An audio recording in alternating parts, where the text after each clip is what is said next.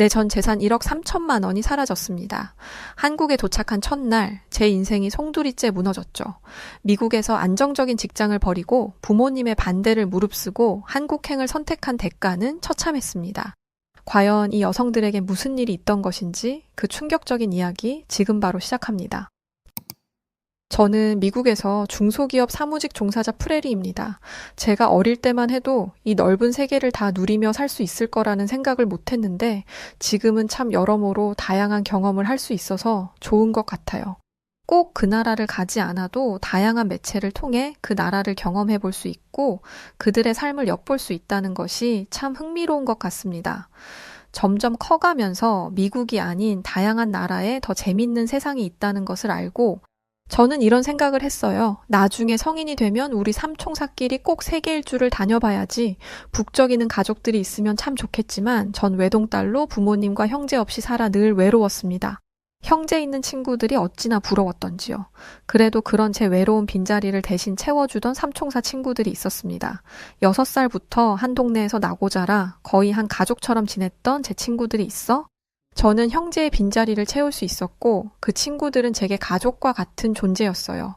어린 시절에는 모두가 비슷한 수준으로 살았지만 친구들의 집안에 각자 문제가 조금씩 생기면서 이사를 하게 되었고 비록 멀리 떨어졌지만 그럼에도 우정의 끈은 끊기지 않았습니다. 그렇게 각자의 삶을 살아가면서도 저희 삼총사의 우정은 쭉 이어져 갔고 어느덧 각자의 직장이 생기고 살기 바빠졌음에도 서로에게 소홀하지 않았어요. 저희 집은 부모님께서 전문직 종사자에 열심히 살아주신 덕분에 부족함 없이 살 수 있었습니다. 제게 거는 기대는 늘 크셨지만 기대에 미치지 못한 제 성적과 진로 방향에도 실망하지는 않으셨어요. 평범하게 사는 것도 행운이라며 평범한 인생을 택한 저를 응원해 주셨죠. 저 역시 이런 부모님을 만난 것을 큰 복이라 여기며 살아왔습니다. 저희 삼총사는 각자의 평일을 보내고 주말이면 꼭 만나서 한 주를 마무리했어요. 오죽하면 저희 어머니는 그러셨죠. 너희들끼리 그렇게 자꾸 뭉쳐다니니까 연애를 못하지. 그러다 다들 노처녀로 늙으려고 그래? 이제는 좀 각자 찢어져서 짝도 찾고 그래야지. 언제까지 셋이 뭉쳐서 삼총사 놀이 할 거야 이것들아. 부모님들이 걱정하실 정도로 저희들끼리만 뭉쳐다닌 지도 어언 20년이 다 넘었지만 저희들은 이 일상이 좋았습니다. 물론 중간중간 알게 모르게 연애도 하고 그랬죠.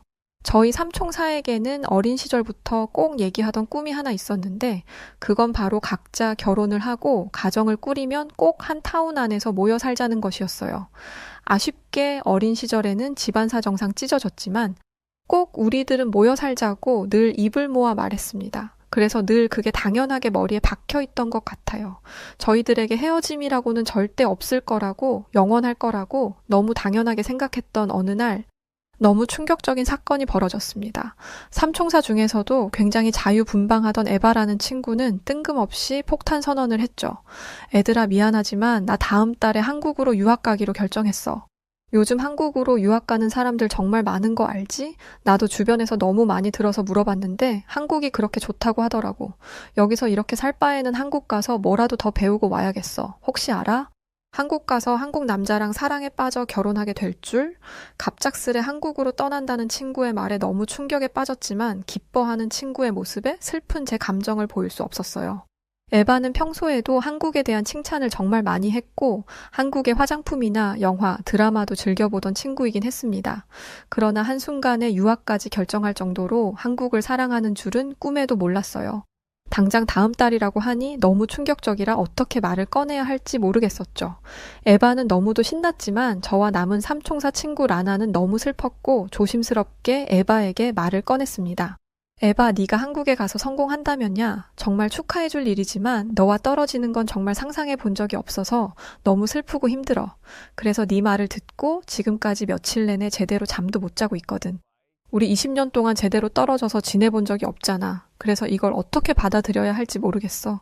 더군다나 연고도 없는 먼 타국에 너 혼자 간다니 너무 걱정돼. 걱정할 게 뭐가 있어. 한국에 미국인들이 얼마나 많은데. 그리고 한국인들이 미국인들보다 훨씬 친절하고 멋지다고 들었거든. 그리고 내가 한국 영화랑 드라마에 빠져서 한국인들이랑 인터넷으로 채팅도 직접 해봤는데 진짜 유쾌하던데? 나 한국으로 가면 벌써 볼 한국 친구들이 널리고 널렸는걸. 걱정하지 마. 나도 물론 너희랑 떨어지는 건 아쉽지만 왔다 갔다 할 거니까 걱정 마. 에바는 저희의 아쉬움보다는 한국에 간다는 기쁨이 더 큰 것처럼 보였고 저희들 역시 그런 에바의 마음을 존중해 주기로 했습니다. 그렇게 친구는 한국으로 떠나버렸고 빈자리는 바로 느껴졌어요. 삼총사 중 한 자리가 빈 것뿐인데 참 공허하고 느낌이 이상했죠. 남은 친구와 저는 둘이서 시간을 보내며 여전히 같은 생활을 즐겼습니다. 그런데 한국으로 간 친구 에바의 SNS에는 한국에 대한 충격적인 사진들이 올라오기 시작했어요. 늦은 밤까지 한국인 친구들과 어울려 놀고 있는 다정한 사진들과 아름다운 자연 속에서 찍은 사진들, 그리고 정말 맛있어 보이는 음식들이 늘 한가득 있었죠. 에바는 늘 한국인 친구들 사이에서 행복한 미소가 가득해 보였고, 미국에서 지낼 때보다 훨씬 더 행복한 듯 보였습니다. 사실 미국은 총기 소지 국가이고 밤 늦은 시간에 몇몇 곳에서는 수많은 범죄들이 일어나는 곳이기에 저희들은 밤 늦은 시간에 거리를 거닐며 노는 것을 상상할 수 없거든요. 그런데 한국에서는 이게 가능한가 싶어 궁금하기도 했습니다. 저 역시 에바의 SNS를 보면서 점점 한국에 대한 호기심이 생기고 있던 찰나에 에바와 화상 채팅을 하게 되었어요. 한국은 진짜 최고야, 최고. 여기는 총기도 없고 진짜 안전해서 밤새 놀아도 아무 문제가 없어. 심지어 24시간 운영하는 밥집도 카페도 술집에 노래방까지 다 있어서 언제 나와서 놀아도 재밌다니까?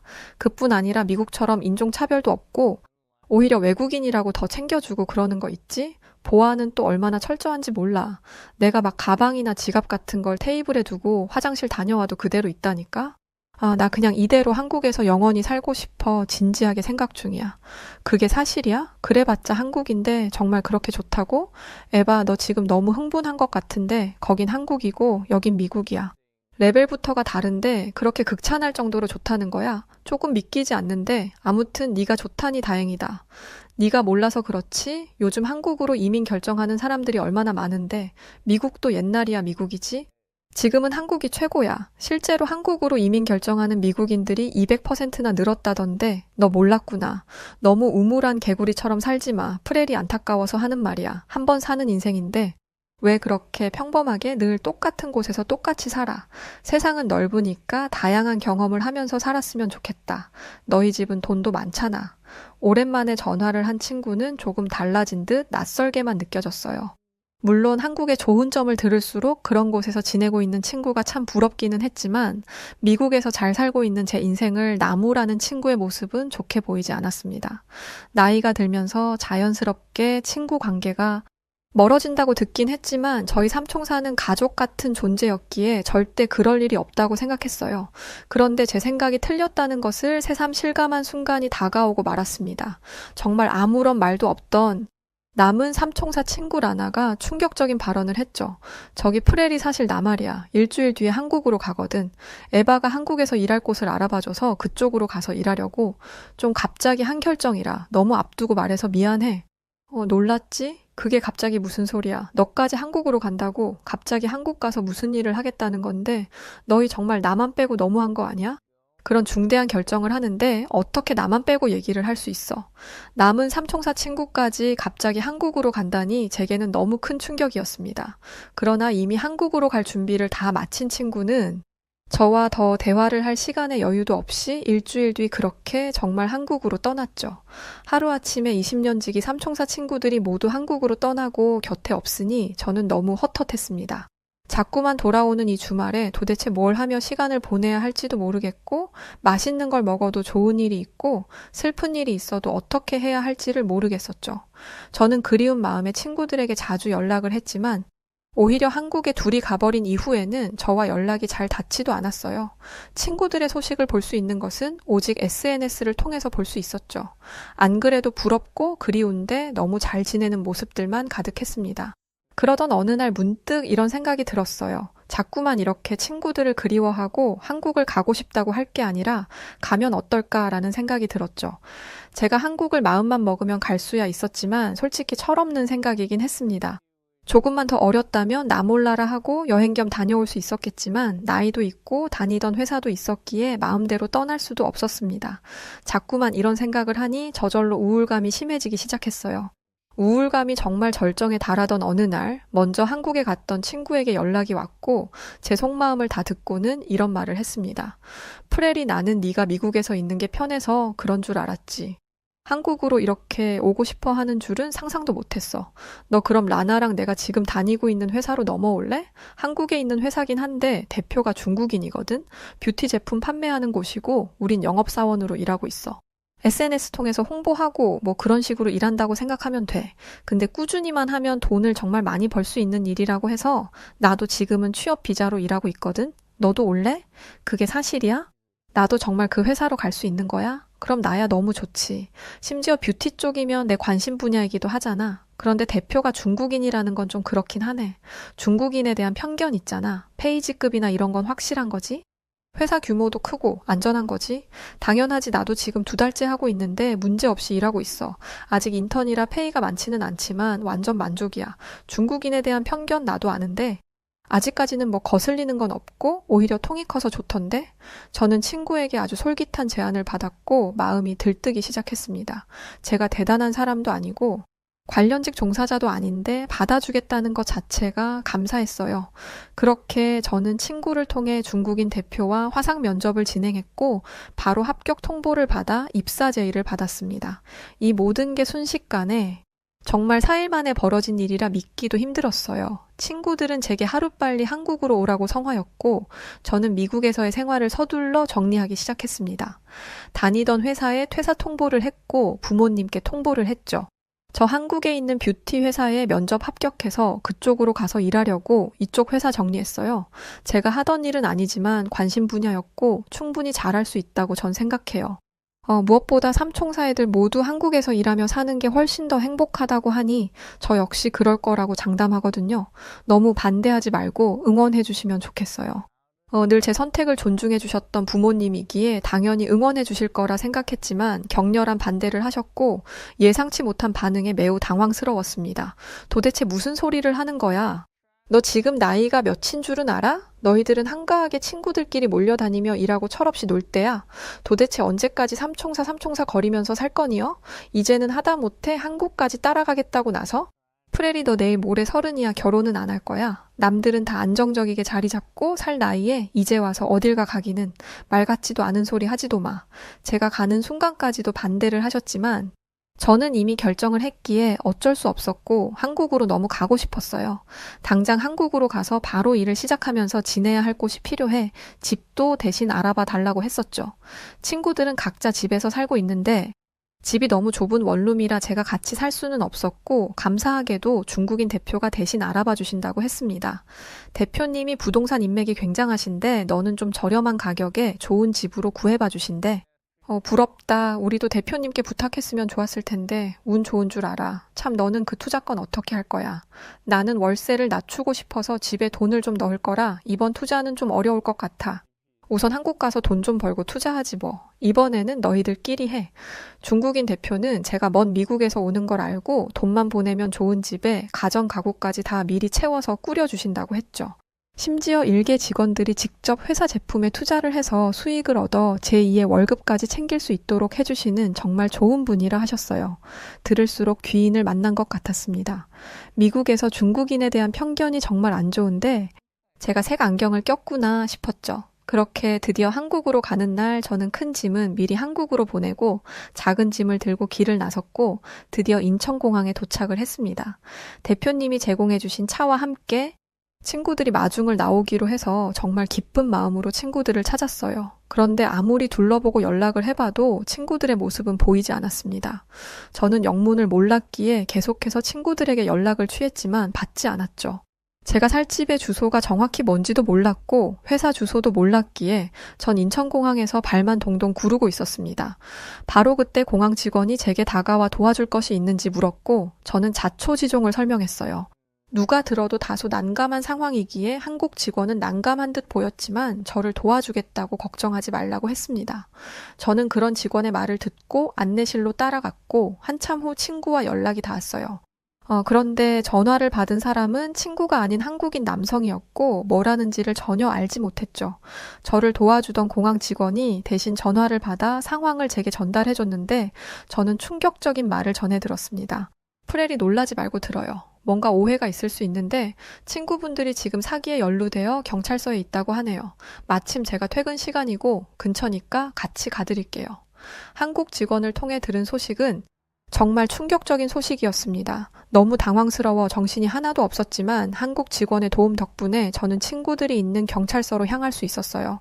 그렇게 도착을 해보니 친구들은 눈물을 흘리며 정말 경찰서에 잡혀 있었고 저를 보자마자 말을 했죠. 프렐이 이를 어쩌면 좋아. 우리 모두 다 당했어. 중국 대표라는 그 사람 사기꾼이었어.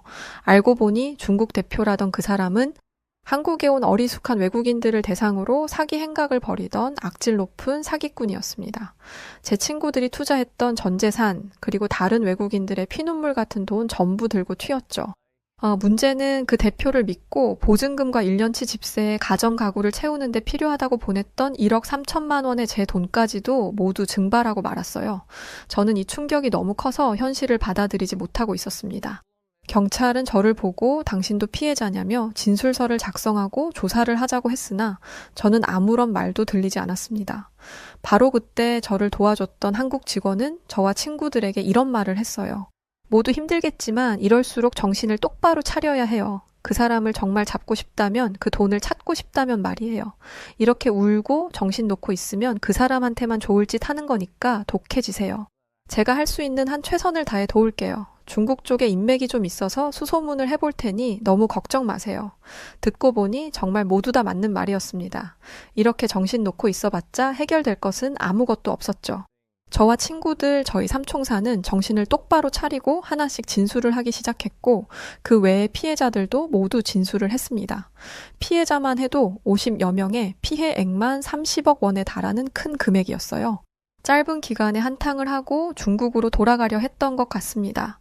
그렇게 경찰서에서 조사가 모두 끝나고 저는 한국 직원에게 진심을 담아 감사 인사를 하고 연락처를 주고받은 후 헤어졌어요. 당장 갈 곳도 없었기에 작은 원룸에 살던 친구 집으로 향했습니다. 한순간에 모든 걸 잃은 이 기분은 말로 다 표현할 수도 없었어요. 부모님께서는 제가 가는 것을 끝까지 반대했지만 그래도 하나뿐인 자식이라고 잘 도착했는지 걱정을 하고 계셨고 그제야 연락조차 못했다는 사실을 인지하고 아무렇지 않은 척 연락을 드렸습니다. 연락이 너무 늦었지 미안해. 도착해서 짐 풀고 회사 가서 얘기 좀 하고 이제야 집에 들어왔어. 역시나 내가 생각했던 것처럼 한국 사람들은 너무 친절하고 좋은 사람들 뿐이야. 그러니까 걱정하지 마세요. 그래 프렐이 타국에서 생활하는 게 결코 쉬운 일이 아닐 거야. 언제든 무슨 일이 있으면 꼭 엄마한테 말해야 한다 알았지? 이날따라 부모님의 걱정 어린 조언이 왜 그리도 서글프게 들리던지 모릅니다. 그렇게 야속하게도 시간은 흘렀고 수사에 진전은 없었어요. 작정하고 사기치고 숨은 사람을 찾는 것은 그렇게 쉬운 일이 아니었죠. 저희 셋은 한순간에 타국에서 전 재산을 잃고 백수로 하루하루를 보내고 있었고 막막했습니다. 누구도 선뜻 이제 우리 어떻게 하냐는 이 말을 내뱉지 못하고 있었죠. 그러던 어느 날 저를 도와줬던 한국 직원에게 다 같이 저녁을 먹자고 연락이 왔고 저희는 감사함에 식사 대접을 하려 나갔습니다. 함께 식사를 가볍게 하고 맥주 한 잔을 하러 맥주펍에 가서 대화를 하며 맥주를 마시고 있던 중 누군가 저희 얘기를 듣고 물었죠. 중국인한테 사기를 당했다고 언뜻 들은 것 같은데 혹시 제가 참견 좀 해도 괜찮나요? 저희에게 참견을 해도 괜찮냐고 물었던 그는 경찰을 희망하는 남성이라고 했어요. 본인이 비록 한 번 떨어졌지만 경험 삼아 합법적인 방법으로 한 번 도와줘도 괜찮냐고 믿어주겠냐고 물었죠. 약간의 술 기운이 있는 듯 보였지만 저희 입장에서는 누군가의 도움을 거절할 이유는 없었습니다. 술 기운이 있었던 남성의 목소리는 조금 컸고 작은 펍 전체에 쩌렁쩌렁 울리기 시작했죠. 그러자 펍 안에 있던 한국 사람들은 모두 동요하기 시작했어요. 아니 내가 이래서 중국인을 싫어한다니까 왜 남의 나라에 와서 저런 짓을 하는 거야. 그 정신 나간 사람 꼭 잡자고요. 우리가 도울 게 뭐가 있을까요? 이걸 여러 사람이 더 알 수 있도록 확 공론화 시켜버릴까요? 모두가 힘을 합치면 충분히 가능한 일이에요. 그렇게 더 많은 사람들의 입을 타면 수사도 더 속력을 낼 거고 결과가 더 빨라질 겁니다. 중국인들은 무서운 것도 없어요. 분명히 그 사람 아직도 한국 어딘가에 숨어 있을 겁니다. 아직 한국에서 본인을 잡고 있지 않으니까요. 이럴 때일수록 힘을 합쳐서 보여줘야 해요. 잡을 수 있어요. 걱정 마세요. 갑자기 펍에 있던 한국 사람들은 힘을 합치겠다며 도와주겠다고 했습니다. 물론 모두 약간의 술 기운이 있으니 그럴 수 있다고 생각도 했고 말뿐이라도 도와주려는 마음이 너무 고마웠어요. 그렇게 그들과 함께 중국인 대표 욕도 하고 맥주도 마시고 오랜만에 속 시원한 하루를 보낸 다음 날 놀라운 일이 벌어졌습니다. 정말 말뿐이라고 생각했습니다. 어제 펍에 있던 한국인 누군가의 힘인지 파묻혀 있던 사건이 공론화되었고 SNS에 오르내리기 시작했죠. 이후 변화는 더욱 놀라웠습니다. 한국 네티즌들은 엄청났어요. 삽시간에 흔적을 찾아내려 움직였죠.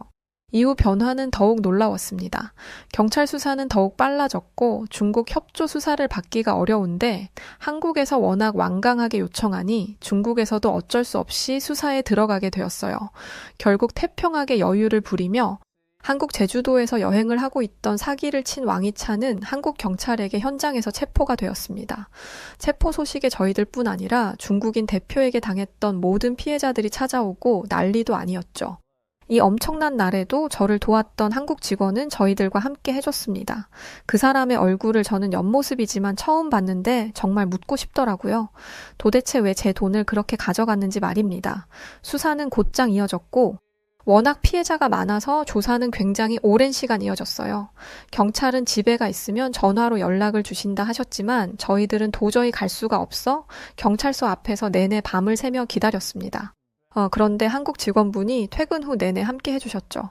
이렇게까지 안 도와주셔도 괜찮아요. 지금까지도 정말 충분히 감사했고 너무 많은 도움을 받아서 어떻게 갚아야 할지도 모르겠는걸요. 저 갚으라고 도와드린 거 아니에요. 지금은 이 일을 얼른 해결하고 마음 편해지시면 그때 밥 한 번 사주세요. 그때는 아무 생각 없이 둘이 먹어요. 조금 애매한 말이었지만 전 알겠다는 말과 함께 한국 직원을 집으로 돌려보냈습니다. 이후에도 한국 직원은 연락을 통해 저희들을 계속 도와줬어요. 경찰과 소통이 막힐 때면 항상 대신해서 통화로 대화를 해주곤 했습니다.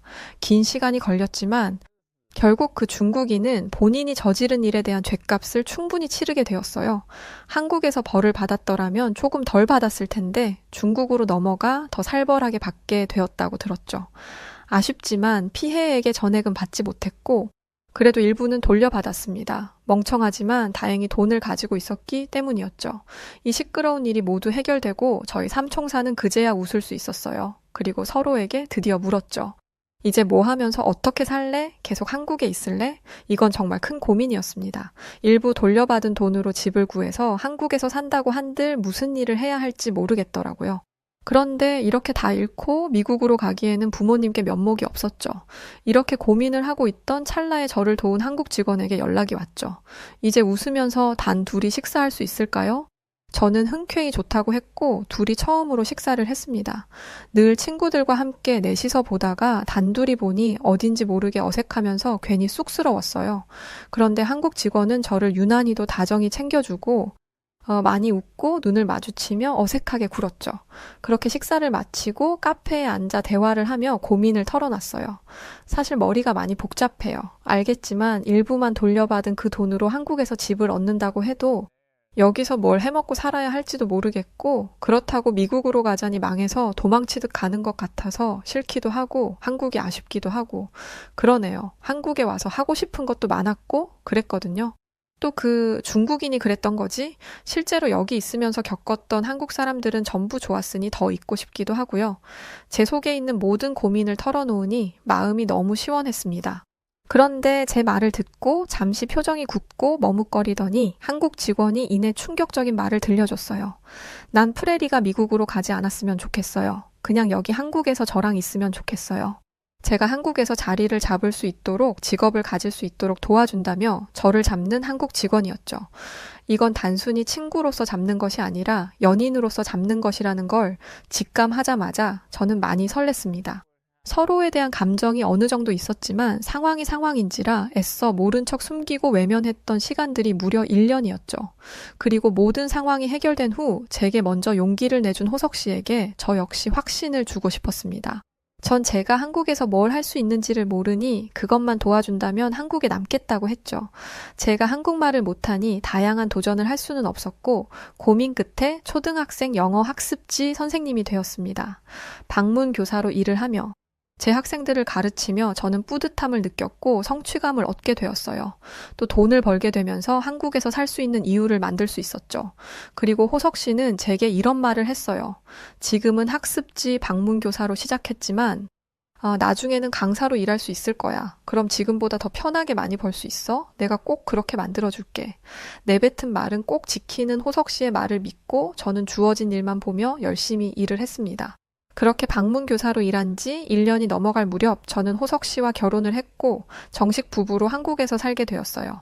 많은 돈을 이미 잃어서 큰 돈은 없었지만 그런 저를 있는 그대로 품어준 호석 씨였습니다.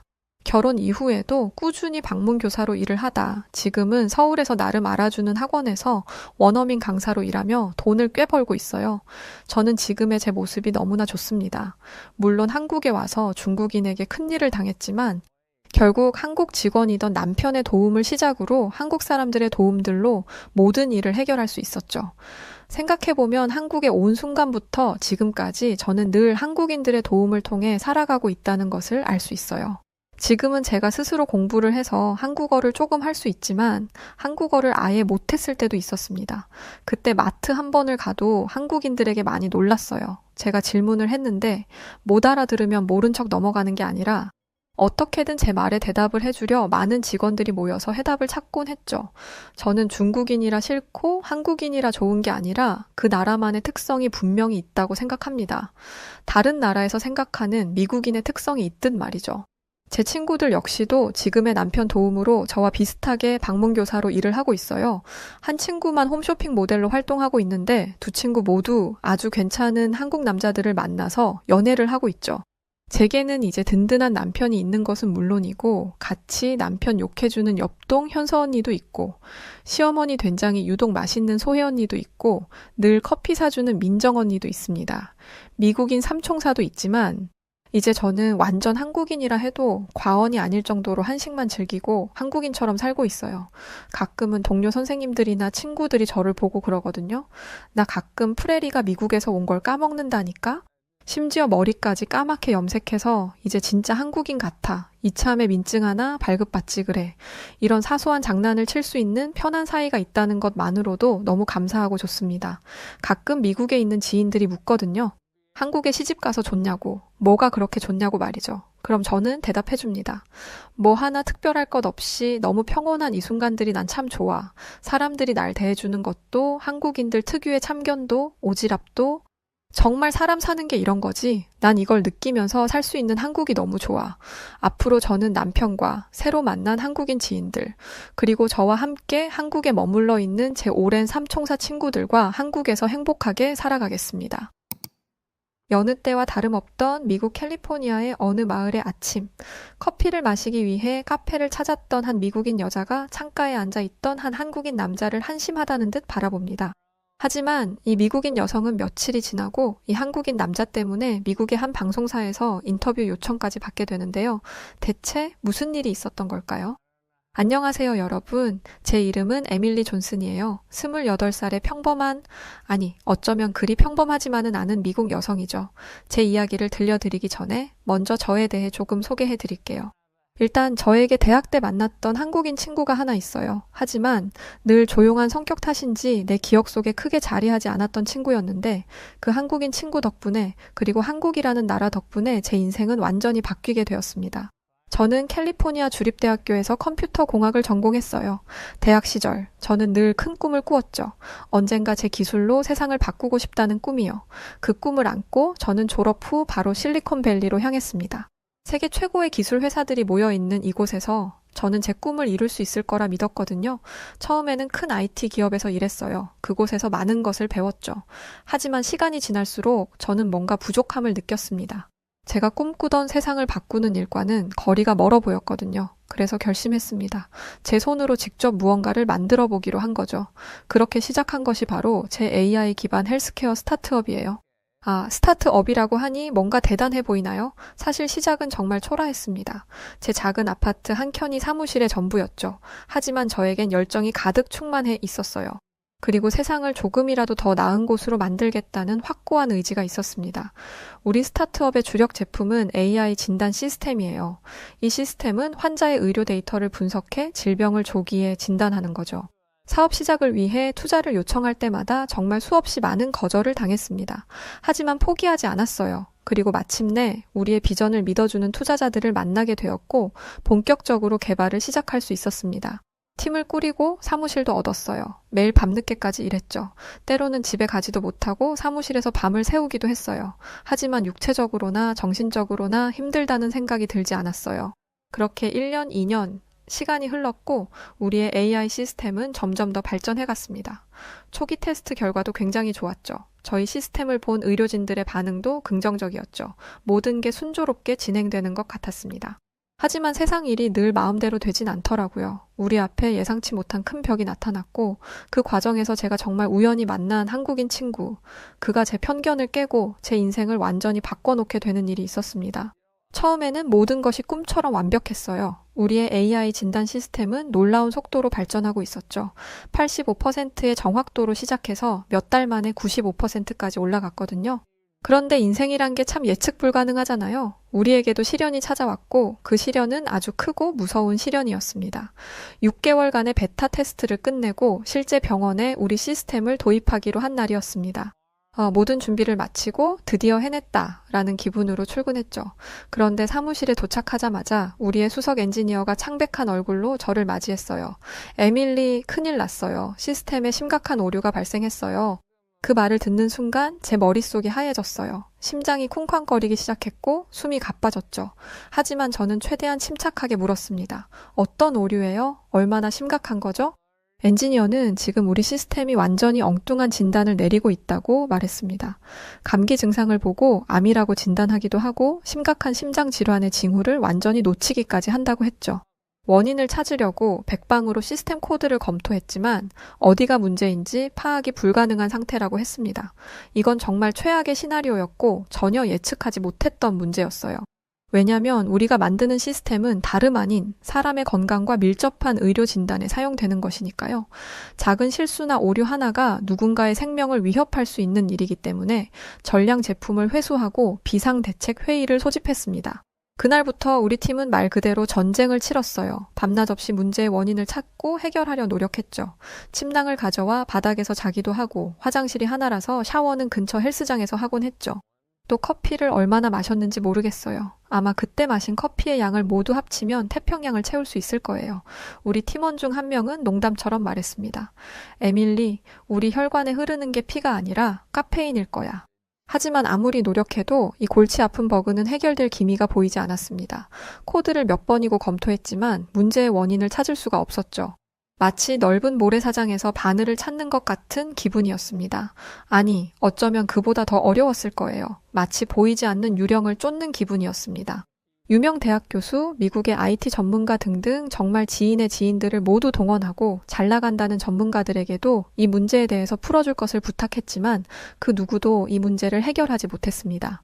에밀리, 진짜 미칠 것 같아요. 문제가 있다는 건 알겠는데 도대체 어디 숨어 있는 건지 정말 모르겠네요. 우리 팀의 시니어 개발자 마이크가 한숨을 쉬며 말했어요. 저도 동감이었죠. 정말 안개 속을 걷는 기분이었으니까요. 시간이 갈수록 압박감은 커져갔고 투자자들은 매일같이 전화를 걸어왔습니다. 진전 상황을 물어보았죠.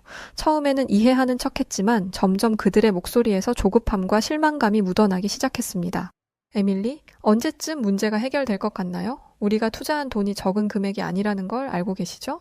이런 전화를 받을 때마다 제 가슴은 조금씩 무너져 내렸어요. 우리 팀의 사기도 떨어지고 있었죠. 처음에는 할 수 있어 라며 서로를 격려했지만 점점 그런 말들이 줄어들었어요. 대신 무거운 침묵이 사무실을 채우기 시작했죠. 점점 더 절망적인 상황에 빠져들었고 밤마다 잠들기 전에 자문했습니다.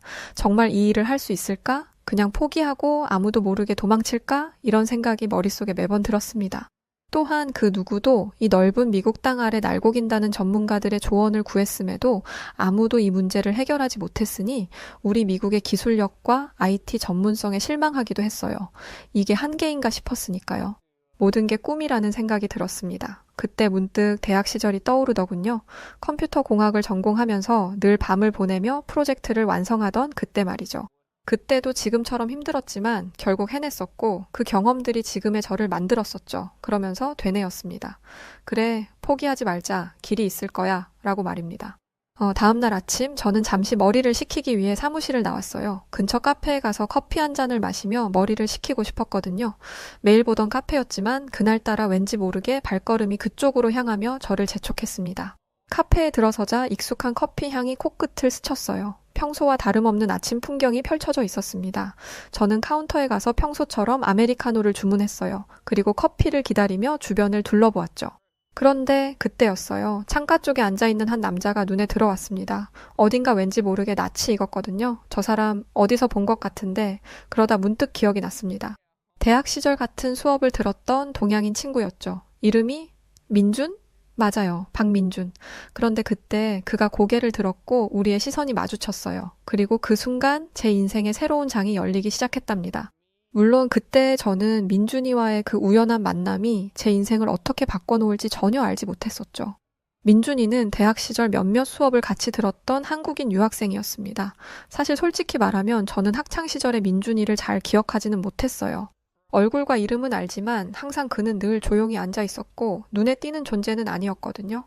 더군다나 저는 늘 기술 공부하는 것에 매진했었기 때문에 타국에서 왔던 유학생들과 어울릴 생각조차 하지 않았었고 실제로 민준이가 왔던 한국이라는 나라 자체도 잘 모르기도 했었죠.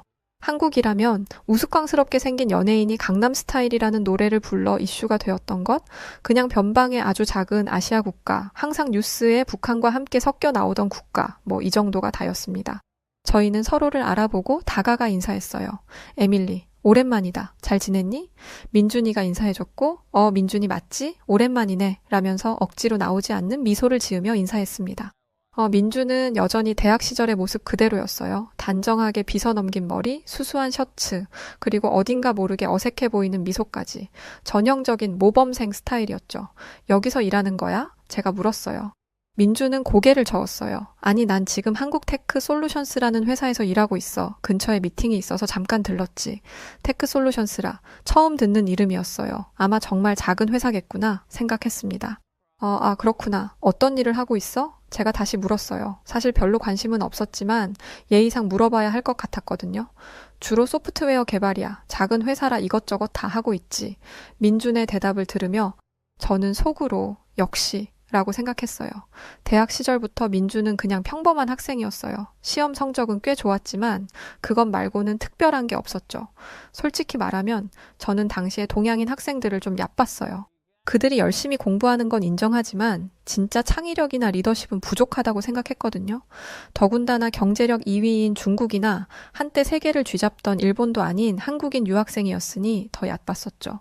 그렇구나. 힘들지 않아? 작은 회사라 업무가 많을 것 같은데 저는 약간의 동정심을 담아 말했습니다. 민주는 그저 미소를 지으며 대답했어요. 그래도 배우는 게 많아서 좋아. 넌 어때, 에밀리? 무슨 일 하고 있어? 그 질문에 저는 갑자기 우쭐해졌어요. 제 현재 위치를 자랑할 수 있는 좋은 기회라고 생각했었거든요. 사실 나 지금 AI 기반 헬스케어 스타트업을 운영하고 있어. 그 말을 들은 민준의 눈이 커졌습니다.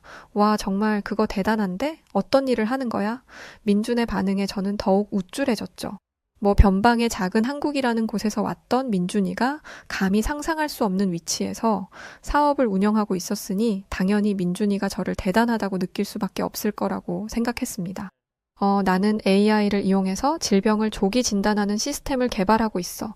의료 분야의 혁명을 일으킬 수 있는 기술이지. 벌써 수십만 달러의 투자를 받았고 주요 병원들과 파트너십도 맺었어. 저는 우리 회사의 비전과 지금까지의 성과에 대해 열정적으로 설명했어요. 민준의 얼굴에는 감탄의 표정이 역력했죠. 솔직히 말하면 사실 민준이의 그런 반응이 꽤나 만족스러웠습니다. 그래, 이게 바로 너와 나의 차이야 라는 생각이 들었거든요.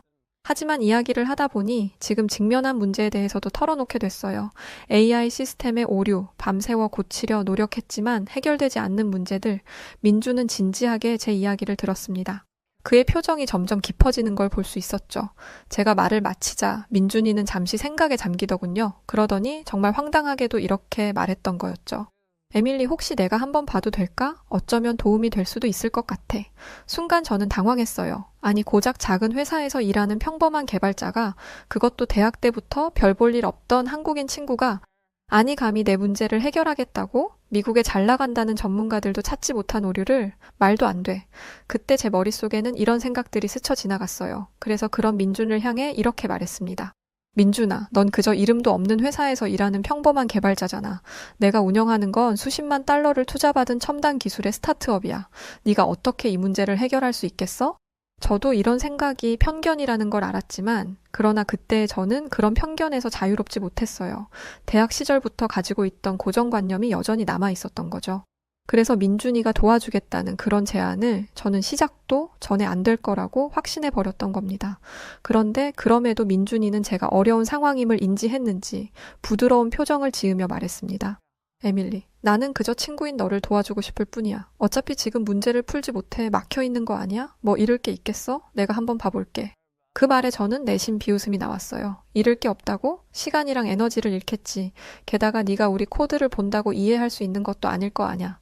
하지만 동시에 제가 할 수 있는 모든 것을 다 해봤는데도 해결책을 찾지 못했다는 사실이 떠올랐어요. 어쩌면 정말 잃을 게 없을지도 모르겠다는 생각이 들었죠. 그리고 솔직히 말하면 민준이 실패하는 모습을 보고 싶기도 했어요. 그러면 제가 가진 편견이 옳았다는 걸 증명할 수 있을 테니까요. 그래, 알았어. 한번 봐줘. 마지못해 대답했습니다. 민준의 얼굴에 밝은 미소가 번졌어요. 좋아. 언제 시간 괜찮아? 우리는 다음 날 오후에 만나기로 했죠. 솔직히 말하면 저는 전혀 기대하지 않았어요. 어차피 안 될 텐데 뭐라는 생각뿐이었죠. 그날 저녁 저는 회사로 돌아가 팀원들에게 민준의 이야기를 했습니다. 내일 대학 동창이 와서 한번 봐준대. 뭐 기대는 하지 말자. 그냥 작은 회사에서 일하는 평범한 개발자니까. 게다가 한국인이고. 팀원들의 반응도 저와 비슷했어요. 누군가는 에밀리, 우리가 며칠을 밤새워 해결 못한 걸 그 사람이 어떻게 해결하겠어? 라고 말하기도 했죠. 그날 밤 저는 침대에 누워 생각에 잠겼어요. 민준이 우리 문제를 해결할 수 있을까? 아니, 그보다 먼저 우리 코드를 이해나 할 수 있을까? 우리가 다루는 건 최첨단 AI 기술인데 한국인들은 그저 열심히 공부해서 좋은 직장에 들어가는 것만 잘하지 않나? 그렇게 의구심과 편견을 품은 채로 잠이 들었어요. 하지만 그때 저는 몰랐죠. 다음 날 제 인생이 완전히 뒤집힐 거라는 걸. 그리고 그 변화를 가져올 사람이 바로 제가 무시했던 그 미국에 있는 작은 회사의 평범한 한국인 개발자 민준이었다는 걸 말이에요. 다음 날 아침 저는 평소보다 1시간 일찍 사무실에 도착했어요. 밤새 잠을 설쳤거든요. 한편으로는 민준이 오기 전에 팀원들과 마지막으로 상황을 점검하고 싶었고, 다른 한편으로는 글쎄요, 민준이 우리 최첨단 사무실을 보고 놀라는 모습을 보고 싶었나 봐요. 유치하죠? 네, 맞아요. 하지만 그때 저는 그런 유치한 우월감을 즐기고 있었어요. 8시 30분 팀원들이 하나둘 모이기 시작했어요. 다들 피곤해 보였죠. 며칠째 밤을 새우며 문제를 해결하려 노력했으니까요. 그렇게 민준이는 저희 사무실에 도착했고 그의 얼굴에는 여전히 어제의 미소가 남아있었죠. 저는 그를 회의실로 안내했어요. 가는 길에 우리 사무실을 둘러보는 민준의 눈치를 살폈죠. 최첨단화되어 있는 우리 사무실을 보고 놀란 기색이 보이길 바랬지만 좀 의아하게도 민준의 표정은 굉장히 평온해 보였어요. 그래서 뭐 약간 실망스러웠달까요? 자, 여기 우리의 주요 코드야. 한번 살펴봐. 저는 약간의 거만함을 담아 말했어요. 솔직히 말하면 민준이 코드를 보고 당황하는 모습을 상상하며 은근히 기대하고 있었거든요. 그의 눈동자가 모니터를 따라 빠르게 움직이는 걸 보니 마치 컴퓨터가 데이터를 처리하는 것 같았죠. 가끔 고개를 갸웃거리거나 턱을 긁적이기도 했어요. 10분, 20분, 시간은 점점 흘러갔습니다. 민준은 계속해서 코드를 분석하고 있었고 과연 민준이가 저걸 이해하고 있는 건지도 몰랐죠. 지켜보던 저는 헤매고 있는 듯한 민준이의 뒷모습을 보고 한숨을 내쉬며 자리를 빠져나왔습니다. 에이, 그럼 그렇지. 네가 뭘 안다고. 당연히 민준이가 해결하지 못할 거라고 생각하고 있었지만 내심 혹시? 라는 생각을 가졌던 터에 약간의 실망을 하고 커피를 타려던 그때였습니다. 멀리서 민준이가 입을 열었어요. 에밀리, 여기, 이 부분. 그리고 여기, 문제가 있어. 저는 깜짝 놀랐어요. 민준이 가리키는 부분은 우리 팀이 며칠 동안 고민했던 바로 그 부분이었거든요. 저는 속으로 코드를 볼 줄은 아는구나 싶었습니다. 맞아. 거기 그 부분 어떻게 그걸 알았네? 그걸 해결할 수는 있겠어? 라며 민준이에게 되물었습니다. 민준은 미소를 지으며 대답했어요. 이 알고리즘의 구조가 좀 비효율적이야. 그리고 여기 데이터 처리 부분에서 오버플로우가 발생할 수 있어. 아, 그리고 이 부분에서 메모리 누수도 있네. 저는 할 말을 잃었습니다. 민준의 설명은 정확했고 우리가 미처 생각하지 못한 부분까지 짚어내고 있었거든요. 저는 잠시 당황했지만 곧 제 자존심이 고개를 들었어요. 그래, 문제는 찾았다 치자. 근데 어떻게 해결할 건데? 제 말투에는 약간의 도전적인 뉘앙스가 묻어 있었어요. 민주는 그걸 눈치챘는지 잠시 저를 쳐다보더니 부드럽게 미소 지었습니다. 한번 해볼게. 괜찮다면 키보드 좀 빌려줄래? 저는 잠시 망설였지만 민준이의 당당함을 믿어보기로 했고 민준이는 한치의 망설임도 없이 문제를 풀어가기 시작했습니다. 그의 손가락이 키보드 위를 춤추듯 움직였죠. 때로는 빠르게, 때로는 천천히, 가끔 멈춰서 생각에 잠기기도 했죠. 그리고 얼마 후 민준이는 오류를 모두 푸른 것 같다면서 프로그램을 실행해 보라고 말했습니다. 이 상황이 저를 포함 모든 팀원들이 믿지 못했어요. 일단 프로그램을 실행해 보기로 했죠. 그리고 믿을 수 없는 일이 벌어졌습니다. 모든 게 완벽하게 작동하는 거예요. 오류는 사라졌고 처리 속도는 이전보다 30%나 더 빨라졌어요. 심지어 메모리 사용량도 크게 줄었더라고요. 저와 팀원들은 그저 멍하니 화면을 바라볼 수밖에 없었어요.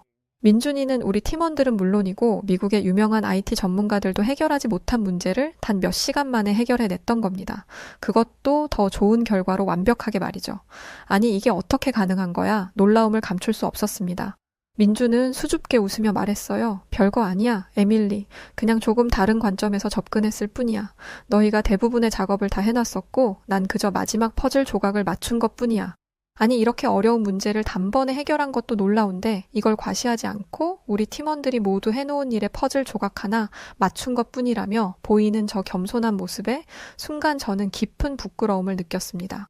제가 얼마나 편견에 사로잡혀 있었는지 그리고 그 편견 때문에 얼마나 좋은 기회를 놓칠 뻔했는지 깨달았거든요. 민준이 작은 회사의 평범한 개발자라고 생각했던 제 판단이 얼마나 잘못되었는지 말이에요.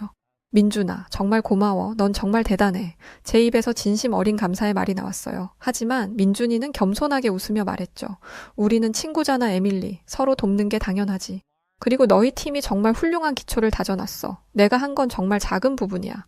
그 말을 들으니 더욱 미안해졌어요. 저는 민준을 무시했지만 그는 오히려 우리 팀을 칭찬하고 있었으니까요.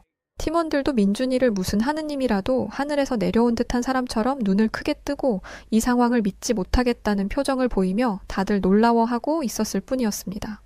그때 팀원 중 한 명인 알렉스가 물었어요. 그 누구도 풀지 못했던 오류인데 이걸 어떻게 해결한 건가요? 알려주실 수 있나요? 라는 물음이었고 그건 저를 포함 모든 팀원들이 궁금해하는 부분이었습니다. 민주는 차분하게 자신이 발견한 문제점들과 해결 방법을 설명하기 시작했어요. 시스템은 사실 완벽하게 구현되어 있었어요. 단지 비효율적인 알고리즘 그 부분을 다시 설계해서 적용한 것뿐이에요. 라고 말했죠. 네, 그랬습니다. 우리는 우리가 정하고 만들어 놓은 시스템을 전반적으로 바라볼 생각은 하지 않고 문제가 된 부분만 들여다보며 고집했던 거였습니다. 하지만 민준이는 이 시스템의 심장이었던 알고리즘을 손본 것이죠. 그날 이후로 제 인생은 크게 바뀌었어요. 민준의 도움으로 우리 스타트업은 급속도로 성장했고 저는 제 편견과 고정관념을 하나씩 깨나갈 수 있었습니다. 또한 민준이는 우리 회사의 기술 고문으로 항상 도움을 주었고 그의 조언은 항상 우리를 올바른 방향으로 이끌어 주었어요. 민준이 덕분에 우리 회사는 대형 투자를 유치하는 데 성공하면서 전 직원 단체 해외여행을 가기로 했어요. 당연히 목적지는 한국이었습니다. 그동안 한국을 아시아의 변방 정도로 생각했던 제가 민준이를 통해 한국을 다시 보는 계기가 되었거든요. 민준이 역시도 한국에 가면 그동안 보지 못했던 놀라운 첨단 기술의 집약체들을 만날 수 있을 거라고 말했습니다. 사실 100% 그 말을 믿진 않았어요. 물론 민준이가 우리의 어려운 문제를 해결한 건 사실이지만 한국에 간다고 무슨 첨단 기술의 집약체를 본다는 건지 의아했거든요. 하지만 이 또한 저의 오만이었습니다. 우리 팀원들은 인천공항에 도착하자마자 엄청난 충격에 휩싸이기 시작했죠. 태어나 난생 처음 왔던 한국의 모습은 솔직히 생각했던 그 이상의 이상으로 엄청났습니다. 입국 심사대에 줄을 서려는데 민준이 우리를 다른 쪽으로 안내하더라고요. 여기로 와. 우리는 스마트 입국 심사대를 이용할 거야. 스마트 뭐라고? 제가 물었죠. 민준은 씩 웃으며 말했어요.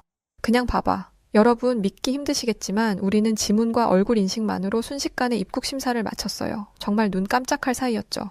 세상에 이게 정말 공항이 맞아? 저도 모르게 말이 튀어나왔습니다. 민준이 자랑스럽게 말했죠. 이제 시작일 뿐이야. 공항에서 나와 리무진 버스를 탔는데 이게 또 충격이었어요. 고급 좌석에 와이파이는 기본, 심지어 영화 감상까지 할 수 있더라고요. 우리 팀원 중 한 명인 제시카가 우와, 이 정도면 비행기 1등석 수준인데? 라고 말할 정도였어요. 서울 시내에 들어서자 우리 모두 입을 다물지 못했어요. 거대한 빌딩들 사이로 흐르는 한강, 곳곳에 보이는 첨단 기술의 흔적들. 마치 10년 먼 미래 도시에 온 것 같은 기분이었죠. 호텔에 도착해 체크인을 하는데 직원이 우리에게 스마트 키를 건넸고 이게 뭐야? 하며 제가 물었죠. 객실 키야. 앱으로 문을 열 수 있어. 민준이 설명해줬어요. 객실 방에는 음성인식으로 작동하는 조명, 자동으로 온도를 조절하는 에어컨, 심지어 변기의 뚜껑도 자동으로 열리고 있었습니다. 그냥 공항부터 호텔까지 모든 시스템이 완벽하게 AI화되어 구현되고 있었습니다. 그때였어요. 민준이가 시간이 많이 늦었으니 내일부터 움직이고 출출하긴 하니까 뭘 먹자는 거였죠. 배고프지 않아? 야식 좀 시켜볼까? 시계를 보니 새벽 1시가 다 되어가고 있었습니다. 이 시간에 무슨 소리야? 다 문 닫았겠지. 제가 말했어요. 민주는 미소를 지으며 스마트폰을 꺼냈어요. 에밀리, 여긴 한국이야. 24시간이 모자랄 정도로 바쁜 나라라고. 민준이가 뭔가를 주문하더니 30분 후 정말로 치킨과 맥주가 배달되어 왔어요. 말도 안 돼. 이 시간에 배달이 된다고? 우리 모두가 깜짝 놀랐죠. 민준이 웃으며 대답했어요. 한국에선 언제든 원하는 걸 배달받을 수 있어? 심지어 산 정상에서도. 우리는 늦은 밤 치킨과 맥주를 즐기며 한국의 놀라운 서비스 문화에 대해 이야기를 나눴어요. 그때 또 한 번 한국이 정말 대단한 나라라는 걸 깨달았죠. 다음 날 우리는 삼성 디지털 시티와 현대 자동차 연구소를 방문했어요. 최첨단 기술들을 직접 체험하면서 우리 모두 한국의 기술력에 감탄했습니다. 특히 인상 깊었던 건 5G 네트워크였어요. 거리 어디서나 초고속 인터넷을 사용할 수 있더라고요. 지하철에서도 끊김없이 고화질 동영상을 볼 수 있었죠. 우리나라에서는 상상도 못할 일이에요.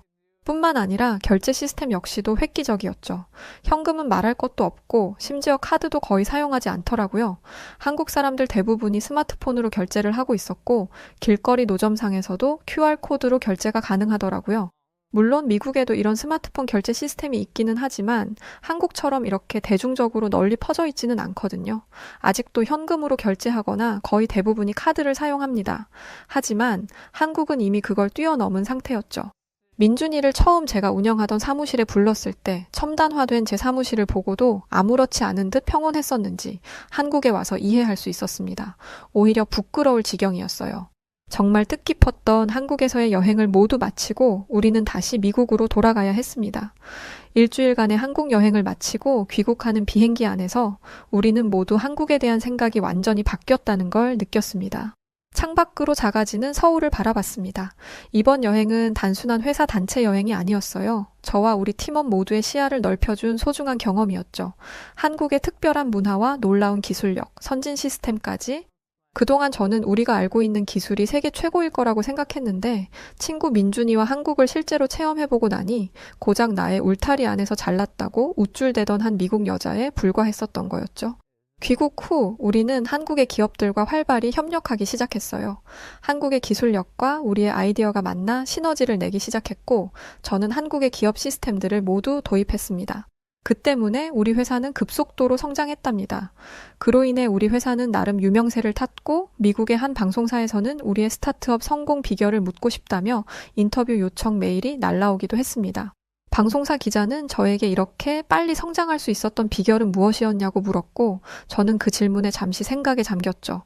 그리고 내뱉은 제 말에 기자는 놀라워했습니다. 뭐라고 했냐면 우리 회사의 성공 비결은 제 한국인 친구 민준이와 한국에 있습니다. 라고 말했었기 때문이었어요. 기자는 어리둥절한 표정을 지으며 자세히 이야기해달라고 부탁했고 저는 그 질문에 답했습니다. 제 대학 동창이자 현재 우리 회사의 기술 고문으로 있는 박민준이라는 저의 오랜 친구 덕분에 우리는 한국의 놀라운 기술력을 접하게 되었어요. 그가 아니었다면 우리는 지금의 성공을 이루지 못했을 거예요. 저희는 그런 박민준 고문님을 중심으로 24시간 돌아가는 한국의 도시와 활기, 최첨단화된 기술들이 일상에 녹아있는 모습, 그리고 어려움 속에서도 빠르게 그걸 딛고 일어서 성장한 한국의 역사와 한국인들의 근면함과 성실함까지 이런 정신을 우리 회사의 문화로 만들기 위해서 부단하게 노력했었습니다. 라고 말하며 인터뷰를 마쳤습니다. 방송은 SNS와 정규 방송을 통해 송출되었고 우리 회사에 대한 관심은 굉장히 뜨거워졌습니다. 하루에도 수십 통씩 메일이 날라와 한국 기업들과 연계하고 싶은데 소개를 해달라는 이야기가 불야성을 이루고 있을 정도입니다. 한국인 여러분, 여러분의 나라가 저희에게 얼마나 큰 영감과 동기를 주었는지 모르실 거예요. 여러분이 만들어낸 기술과 문화가 지금 이 순간에도 전 세계를 변화시키고 있답니다. 그리고 민준이 같은 뛰어난 인재들이 세계 무대에서 한국의 위상을 높이고 있어요. 저는 이제 한국을 제 두 번째 고향이라고 생각해요. 앞으로도 민준과 함께, 한국과 함께 성장하고 싶습니다. 감사합니다, 대한민국. 자, 오늘 사연은 여기까지입니다. 어려운 시기, 우연히 카페에서 마주친 한국인 친구와의 인연으로 오늘의 멋진 성공을 거둘 수 있었군요. 너무 축하드립니다. 네, 그럼 오늘 사연 어떻게 들으셨나요? 사연이 재밌으셨다면 구독, 좋아요 부탁드리고요. 지금까지 저는 사연을 읽어드렸던 여우튜브 송은지였습니다.